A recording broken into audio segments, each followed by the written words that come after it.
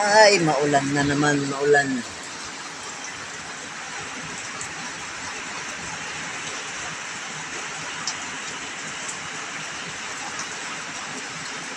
At ulan na ata ngayon ah. Hindi na naman tayo nito makagagawa. Ay, ulan, ulan, tila, ulan.